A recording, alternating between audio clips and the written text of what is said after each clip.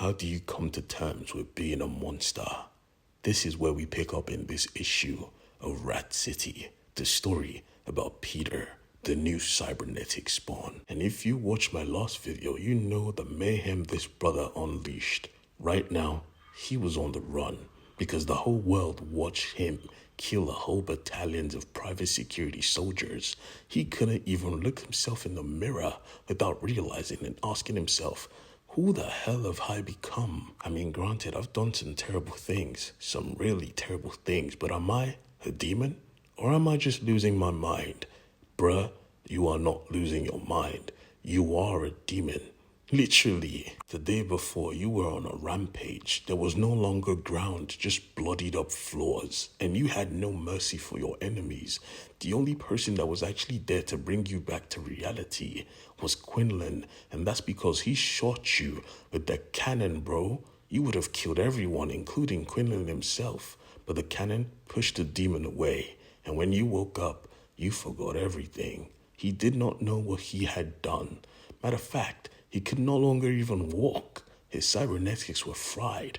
But still, everyone saw this already. They had to move. They had to run. And so they did. Both Peter and Quinlan decided to change their appearance a little bit, at least so they could walk on the streets because everyone was searching for them. Quinlan was the most obvious, which is why he had to wear a hat. But still, almost everyone recognized him. He even bumped into his fellow classmate, who tried to play off like she didn't recognize him while he was stealing from her. But still, she let him be. And he just had to lay low and find a way to get him and Peter out of the city. As soon as he had the opportunity, he spent the credits. He bought some groceries. But still, his face was all over the news. So even enemies he has long since forgotten were looking for him now. Matter of fact, they were at the same gas station. You see, these were the type of brothers that do not forgive a debt. If you owe them, they will track you down and they will end you. And that was their goal. As soon as they stepped into the city, they were here to find Q-Ball. That's what they called him. Well, at this moment, we get a brief flashback into our great antagonist, the man behind everything so far. The flashback begins in a church as we see a mother and her son watching the performance, or rather, the ceremony take place. His brother was on stage. His brother was a candidate to become the chosen. Clearly, he was very reluctant, but this was their church. This was their way. So he did it for his family.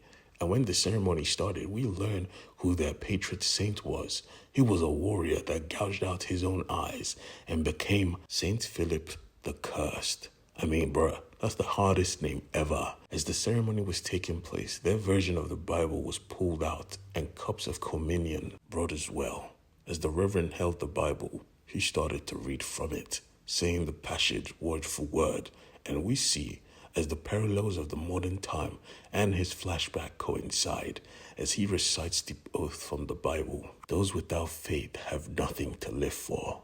While in the past he was drinking it and he was dying. All his friends around him were dying. This was the ceremony. Even the parents in the crowd wanted to save their children, but nah, you need to have faith, my brother. Even the pastor was like, bruh, steel yourself, have faith.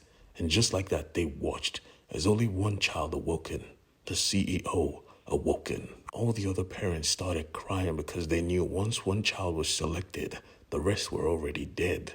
This was the test of fate, and he had succeeded. But this was not the end. His transformation wasn't complete. He had to lose his eyes to become the full chosen. And he did, and it was grotesque. Nobody took their eyes off him. Nobody. When it was done, they told him to say the words, and he did. I will lead you all to eternity.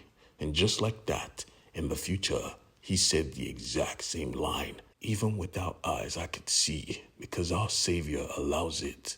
This is my gospel. This is my duty. As he covered the Bible, he picked up a blaster and said, for me to face the demon who must be killed by my hands only, I must transcend. And just like that, we hear the trigger being pulled. We know what comes next. He's about to become more. And we are here to watch it happen. Oh boy, we are here.